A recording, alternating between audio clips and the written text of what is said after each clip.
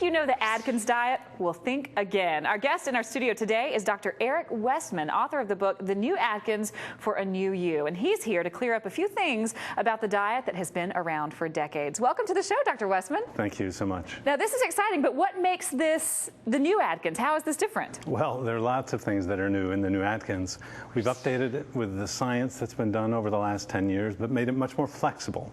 Ooh. So it's easier than ever to do Atkins. Okay, that's what I like to hear, flexibility. Now, I know when I've heard of Atkins, what I think about is, okay, you limit your carbs. That's how you do it. You just take the carbs out of your diet. What's happening in our bodies when we have all these carbs in our systems? So Atkins has always been about eating foods that don't raise the blood sugar. Okay. So can I ask you to do a little demo with me? Sure. Would that be all right? Sure. So guess how much sugar there is in the human bloodstream? Naturally, I'm going to guess maybe like a cup. A cup. So that's a cup too much. That's too much. Guess again. Half a cup. Half a cup is that much? No, too much. Still too much. There's 1 teaspoon of sugar in the human bloodstream. You're kidding. Amazing, huh? So here's what happens when you overload the teaspoon of sugar. Can you hold the Sure. bloodstream sugar there for me, please? Bloodstream sugar. Yeah, so now you're eating sugar and starch, and here are the 5 servings of starch and sugar you're supposed to eat by the authorities out there. The pyramid. But now we do actually store some sugar in our body, so I'll put that there. But now, anytime you overwhelm your sugar storing capacity, you make fat. So this blue bucket here is actually the fat. So this bucket is basically like my thighs. Well, yeah, I suppose so. But you just keep eating the sugar and you overwhelm the sugar storage and then it becomes fat.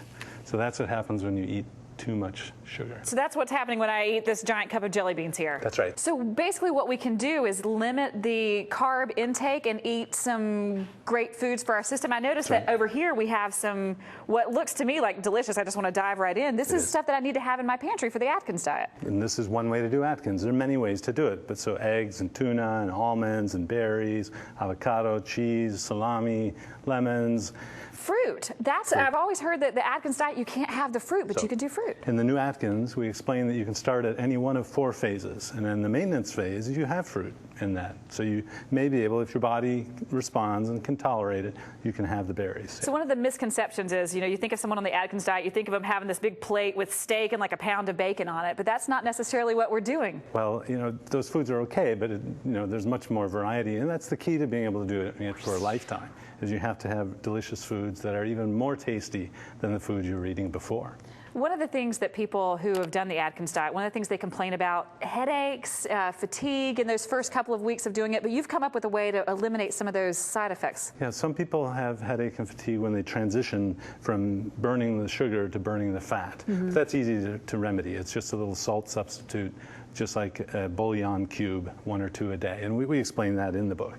Oh, wow. So that's the thing that people complained about. They can completely get rid of it. That's right. I noticed that there's tofu over here. Is this something, the Atkins diet is now something that maybe vegetarians can do? Well, absolutely. Tofu doesn't raise the blood sugar much. So it's a food that, in fact, lots of vegetarian foods are fine on Atkins. So you can do a vegetarian Atkins. A lot of moms are watching this morning, getting their kids ready for school. When they come home, they're going to make dinner for their families. Is this something that's easy for them to stick to, even when they're making food for their entire family? Yeah, so one easy thing to do is just to keep the meat and the starch and the vegetables separate on the plate.